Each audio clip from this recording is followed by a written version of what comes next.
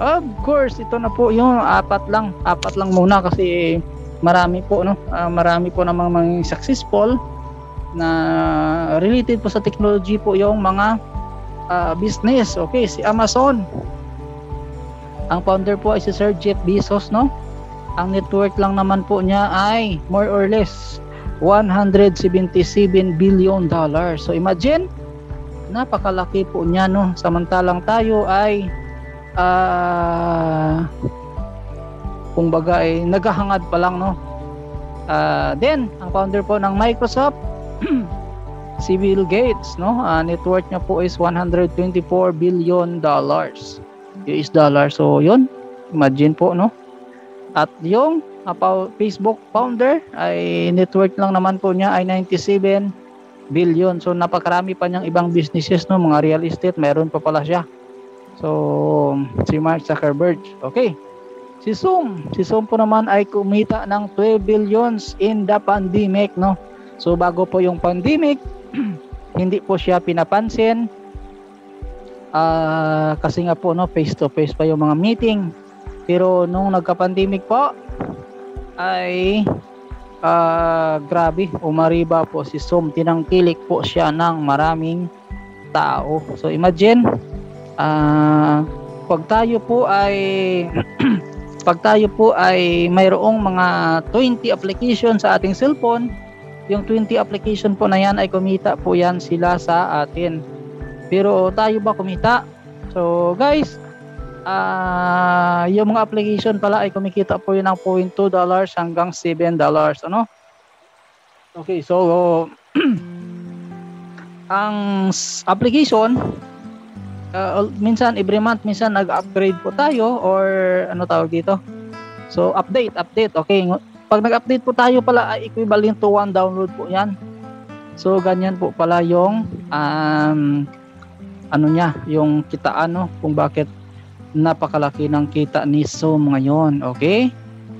Of course, ito guys, no, kung proofs lang naman or species of evidence yung hinahanap ninyo o po sa ating mga guests, of course, mayroon po tayo niyan. Okay? Si Mama Marites, no, nagpatayo na rin ng kanilang bahay. May mga lupa na rin, napakalawak po ng biniling lupa, no, sa Galalan, Laguna. Of course, si Sir Idi. Ito po yung nakaitim dito sa gilid. Ay, may kotse na rin po, no, nabili, mga properties. At of course, ang mag-asawa, no, na Director 3-star and Sir Danny De Los Reyes at si Ma'am Laika De Los Reyes. So naka-vlog po natin, no, yung kanilang paglabas po ng kanilang bagong Ford Everest. Okay? And of course, Director 3-star din po, no, si Sir si Pastor Ramil Pontabila, no, ang laki rin po, no, ng kanilang binago ng kanilang buhay, no, kanilang mga achievement or yung kanilang mga kinita kay Crowd 1. So dito ay talaga naman po na wag lang po tayong mawala ng pag-asa at wag lang po tayong tumigil, so mararating din po natin yung kanilang mararating. So yan po yung success story nila. Ito po yung pinaka thumbnail po ng aking vlog doon po, no, nung kumuha sila po ng kotse, Ford Everest. So sa ngayon nasa 35, no, running to 36 million members worldwide na po si Crowd 1. So imagine, na-overtake po niya po yung mga malalaking MLM industry po, no. So ganyan po, no, ka-competitive yung ating kumpanya. Of course, ipakilala ko lang po, no, yung ating founder. Walang iba po, no, from Sweden, Sir Jonas Erik Horner. He is a business visionary and widely considered as network marketing guru. Okay, because of his over 2 decades experience on this kind of industry. So boss, an impressive records on sales, marketing, and management of fast-growing network organization. So hindi po basta-basta yung ating founder. Bakit? kaklase lang naman po niya si Mark Zuckerberg sa Harvard University.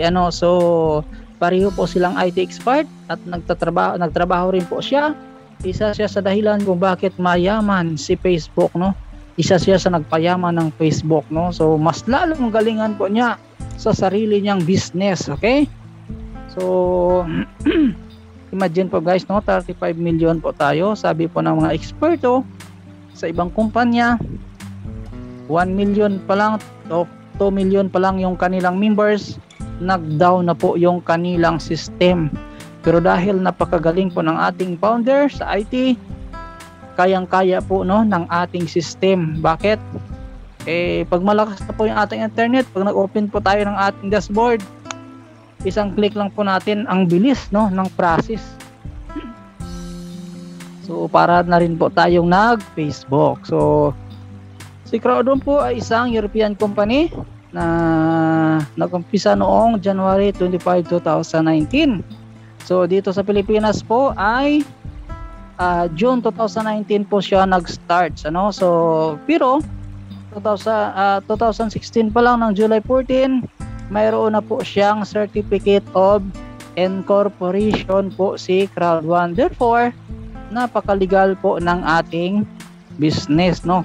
So makikita mo naman, no, ating mga directors ay hindi naman nagtatago, no? So yung iba may mga phobia kasi yung iba na after po silang nakuhaan ng pang membership, nagkasiwalaan na po, no? Pero dito po kay Crowd1 sa Team Europe International ay makikita po natin yung ating mga upline. Yun nga lang, ating grand upline, yun nga lang ngayon nasa Europe po sila, no? Nasa Italy po sila ngayon, no? Okay? Of course, ito napakalawak na ating Dubai office, no? 50,000 meters. So ito po ay nasa 5 hectares. So grabe. Ito po guys, no, ang operational pa lang sa ngayon ay ground floor pa lang po, no? So hindi pa po yung sa taas, continuous pa po yung paggawa, So ganyan kalawak, no, ang ating office, no? At mas maganda po, no, pag nagkaroon na po tayo ng office dito sa Pilipinas para po makikita ng ibang tao yung siyempre kailangan yung ibang tao ayaw maniwala kung hindi nila makita, no? So yan po guys, no? So ano nga ba si Crowd1? Si Crowd1 po isang digital marketing company which is a social community platform that enable members to connect merchants across the world. So first time in the history to combine e-commerce, profit sharing, network marketing, online gaming, travel business, fashion, lifestyle, and entertainment industry. So using a single powerful platform, no? Si Crowd1 po ay isang platform, no, kagaya ni Lazada, Grab, Uber, at marami pa pong iba, okay? So guys, did you know that Apple and Google has consumer protection rights? So guys, Apple brand is a 5,265.8 billion, no? Mahirap naman nabasahin pag masyado ng malaking amount, okay? Billion company, and Google has worth ito 5,136.2 billion, and they can pay their lawyers huge amount of money in order to protect the name of their company and their consumers worldwide. So guys, ito po ay pinasa ko na po, no, kay Ma'am Lorna. Pinatingkad ko lang po, no, at kumbaga ay nire-edit ko lang po kasi masyado na po malabo yung dating natin, no, mga yung ating mga mga screenshot po, no. Ilang screenshot na po yun bago makarating sa atin, no. So kaya medyo pinatingkad po natin. So para po, kumbaga materials din po natin ito, So guys, it took 4.5 months before Crowd1 was released in Google Play. Kay Apple naman po, 9 months, matindi, no, of intensive background checking and legalities before Crowd1 was released in App Store. So sa mga edukado, sa mga may background pagdating po, no, sa mga technologies, ay hindi na po ito mahirap i-explain po sa kanila, okay? So yan po, no? Next po tayo. So sabi po dito, never depend on single income, make investment to create a second source. So yun, ang mahirap kapag isang kitaan lang po tayo, no? Kung isa lang po yung ating income ay talagang hindi talaga po kasya, ano? So dapat mayroon pa po tayong iba, at least 7, di ba? Or 8. So sa panahon ngayon, mas mabuti kung marami tayong sources of income. Huwag tayong makontento sa isang trabaho lamang. So yun, napakatindi po nitong encouragement ni Sir Chinkitan. So minsan nung ako po ay nagtatrabaho, no, sa pagpabrika ng gulong, as a security guard pa rin, ano, nung ako po ay nagtatrabaho doon, nag-isip-isip po ako, sabi ko ano kayang maganda, kasi nasa pabrika ako ng gulong nung bandang hulian, naisip ko magtayo kaya ako ng vulcanizing, ano, kasi maliit lang naman po yung kapital ng vulcanizing. So nag-umpisa po ko sa bomba-bomba lang, 2 bomba-bomba lang binili ko, at saka yung pampainit o yung plancha niya. So maliit lang po yung gastos doon. So yung bomba, almost 2 years po na ginamit ng tatay ko, hanggang sa nakabili po ako ng compressor. So bakit guys binili ko pa yun? Bakit po ako nagtayo ng vulcanizing? Kasi nga kung wala silang ibang source of income, sa akin pa po sila maghingi, di ba? So yun, kahit piso-piso lang, kahit na barya-barya lang din naman po, ay malaking tulong na rin sa kanilang ulam, kahit sa kanilang pambayad sa kuryente, So hindi naman natin dinadalangin na magkaroon ng mga daming magkaroon ng flat na motor, para dadami yung kita, So yung atin po ay kung paano lang po sila matulungan, okay? Next, ang tanong, paano nga ba kumita ng euro si Crowd1? So tara na guys, alamin po natin. So isang motivator po to sa picture, pero yun, credit to the owner na lang po, yung photos, okay? Si Crowd1 po ay kumikita ng euro sa pamamagitan ng regional and global online products and services, So nandyan po si Light Trends, si Mindo, si Apilgo, Mixter, Epic One Lotto, Crowd Magazine, Zipper, and Tribute. Okay. So isa-isahin po natin. So si Live Trends po ay isang booking engine, almost kapareho po siya ni Booking.com. Anong kaibahan? Kay Booking.com, paring pareho lang yung price nila, makapag-book ikaw, makasave ka din, yun nga lang, wala kang komisyon. So yun ang kaibahan. At of course, pag ikaw member ni Crowd1, especially po millennials, na medyo masabi nating mga well-versed po, pagdating sa mga laptop, computer, or cellphone, pag ikaw member po ni Crowd1, mayroon ka ng travel and tourism business, Imagine po, kung mayroon ka pong ganyan, so di ba, ito po ay number one experience anyone wants to have is vacation and travel. Nagka-pandemic na lang tayo, kaya medyo naantala, So 8 trillion US dollars in 2018 between business and leisures, travel spent 8 trillion dollars worldwide, malaki pala. So 1.5 billion US dollars overnight tourist trips in 2019 reached 1.5 billion US dollars. So yun, malaki pala ang mga kinikita ni Ray. Okay, ito po ay you get private access to the same hotels, cruises, and car rentals as all the other online travel agency, So yun, ito po ay sabi po dito, your next adventure saan po ba yung gusto nyo, o saan po ba yung gusto natin pumunta, guys, kahit dito sa Pilipinas, marami po namang mga affiliates po dito, ano. So welcome to your very own hotel and resort booking engine, ano. Pero guys, remember po, hindi po dito pwede yung walk-in. Dapat, no, at least may allowance naman po, no. At least mayroon man lang tayong 1 week, no. If I'm not mistaken, dapat meron naman po na wag naman kumbaga yung ano masyadong biglaan, ano, para may mga ano tayo mamaya ay wala pala tayong slot, ano. So ganito po, no, kung pupunta ka ng South Africa,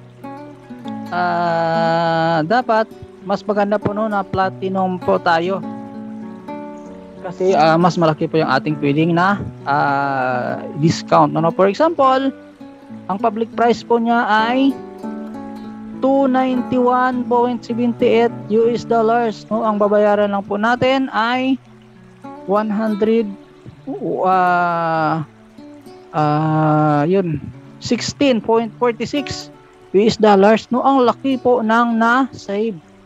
So saan ka pa, di ba? So yun. Yun po, isa lang po sa mga example, ano, okay? At of course, kung sino man po yung gustong bumisita at manood ng Dinagyang sa Iloilo, ito po, no, may mga or makatikim ng batchoy sa Iloilo. Yan po, no. Yun, Block 1 Lot 13 Main Avenue, Lidisco, Iloilo, Philippines. Okay? Public price po niya ay 24 US dollars. At yung babayaran lang po natin dito ay 15.50 US dollars. So, i-convert na lang po natin sa piso, ano. So, kumbaga ay malaki na po yung ating discount. Okay? So, ano naman po itong si Mindo? Si Mindo po ay isa comprehensive educational program and a valuable tool for any growing and eager to succeed in entrepreneur. So malaki ito, gagabayan po tayo, no. Marami po tayong matutunan po dito. All courses are available in both text and podcast formats. Okay? So ito po ay tinatawag na world class education. So guys, dito po ay matutunan pa natin, ano, kung paano gumamit ng social media, paano malaguin yung ating business, no, becoming entrepreneur, finding motivation, life balance, no.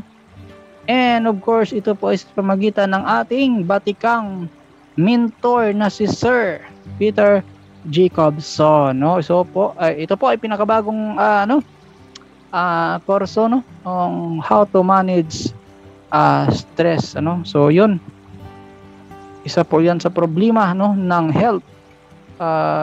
Struggle po yan sa health, no, ng bawat isa. Maraming mga Pilipinas po, no. So maraming nag-suicide kasi nga po na-stress sila, or yung iba po ay ano po ba yung mga term, no? May mga terms po dyan. So sa business naman, tutulungan po niya tayo kung paano po ibalik tayo sa tinatawag na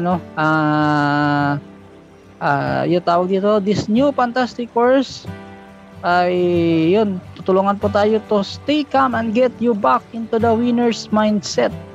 So yun po, no, ang pinaka purpose po niya, no, na dapat yung mindset po natin ay laging winner's mindset po, kung baga, no. So guys, ito po naman ay Mixter, no. Si Mixter po ay isa po sa mga kumpanya na kung baga kilala na po. Pero bakit pa po siya pumasok kay Crowd1? Kasi nga po, no, kung ikaw po ay isang malaking kumpanya na digital, pag pumasok ka po kay Crowd1, mayroon ka ng potential customer na 35 million, no. So sabihin man natin na yung iba ay hindi mahilig, ay malaki pa rin po, no, yung potential customer. So yun, ang dami po dito, no, na mga games, almost 400 games po pala. So at malaki pa din po yung mga pa-premyo, ano. So yun, mga tournaments. At of course, ang mga sponsor po dito, Converse, Havaianas, Levi's, Garmin, Puma, Virgin Active, Reebok, Carabao Energy Drink, Mer. Nakaraan po Amazon, nakita ko. So therefore na napaka legit po ng ating company. Bakit?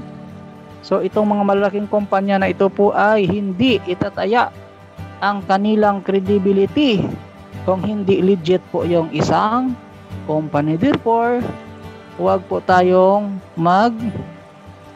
alala, no, na baka naman, okay, baka scam, baka ganito, no. So ito po ay patunay lamang na legit po yung ating company. So ito po, anak ni Pastor Marites, no, nanalo ng Nitro 5 gaming laptop, no. So sa paglalaro lang, no, sa Mixter. So sila po guys ay nagtatrabaho po sa Adidas, ano. So mula sa kanilang bahay, sasakay po sila ng train almost 1 hour. So 1 hour din po pabalik. Habang po nasa biyahe ay naglalaro po siya. So imagine, naglalaro ka lang, may panalo ka pa, okay? So yun. Ang Planet IX po, ano po ba itong Planet IX, no? So ito po ay open na po, no, sa mga Crowd 1 members. So Build Planet of Tomorrow. So ganyan po yung madalas binabanggit ng founder. So Planet IX, a strategy game built upon a real estate trading platform wherein a virtual planet players will buy, sell, trade, and develop picks or lots of land. So yun. Ito po, no, ay parang tinatawag na tawag ito real estate. Bakit? Pag binili mo yung property, time will come po, magmamahal po yung kanyang value. So yun ay laro lang po, no, pero talagang magkakapira po tayo dito. So yun, antay-antay lang po tayo ng iba pa po mga mechanics, no, kasi yung sa mga games ay hindi pa po nagbaba, no, ng kanyang mechanics. Okay, so yun po, no, yun, i-develop lang po natin yung isang lugar, then time will come, pwede po nating ibenta sa mas mahal na po ang halaga. Bakit? Tayo po ay hindi na po tayo maghirap maghanap ng buyer. So mayroong tinatawag dito na trading platform, no? So doon na po natin ibenta at yung ating kita po ay diretso na po sa ating account balance. Okay? Ito po, matindi, multi-wallet, next generation banking technology. So guys, malaki po pala yung kinikita ng multi-wallet, no? Kaya tinanggap po siya ni Crowd 1. So ito po, yun, get registered today, pay later. So with our revolutionary credit codes, you can get started, okay, right away. So ito po ang ating mga yun, ito po, no, yung parang ATM. So mas ano pang purpose nito po ay para mas mapadali po yung ating pag-withdraw, ano. So ito po ay connected po sa ating multi-wallet. So ang multi-wallet po ay napakaraming pong purpose yan, no? Kaya nga multi. Kaya bakit? Kasi nga po sa Bitcoin ay talagang may proseso pa po, no? At medyo marami po, no, na hindi pa po talaga alam, no, pagdating po sa Bitcoin, ano. Pero dito mas pinadali, no, ang proseso. Okay, next, ito po yung ating mga future company pa po, no. Sabi po ni Sir Ronnie Barrientos, bago po magtapos ang taong ito ay papasok po yung dalawang malalaking third party companies na entertainment and communication, no. So yun, si social media, no, inaabang-abangan din po natin. At pagdating po, no, pag sinabing entertainment po ay talagang mas matindi po yung kitaan po dyan, no. Kaya padlas po natin sinasabi na time will come, si Crowd 1 ay parang Facebook na rin. Bakit? Kung pwede ka naman manood ng mga movies, no ba? At saka pag mayroon na po tayong sariling messenger, okay, communication, so pwede po tayong mag-call, mag-chat, mag-video call, okay, o ano pa na pwede. So yun ang ating mga future na mga third party companies. Okay guys, sa ating mga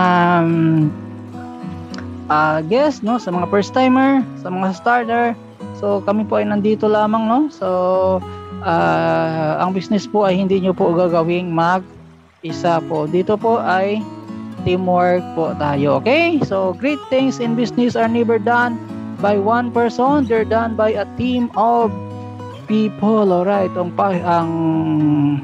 Facebook, ang founder po ng Apple po ba, no? Steve Jobs. Okay? So, guys, once again, maraming salamat po, no?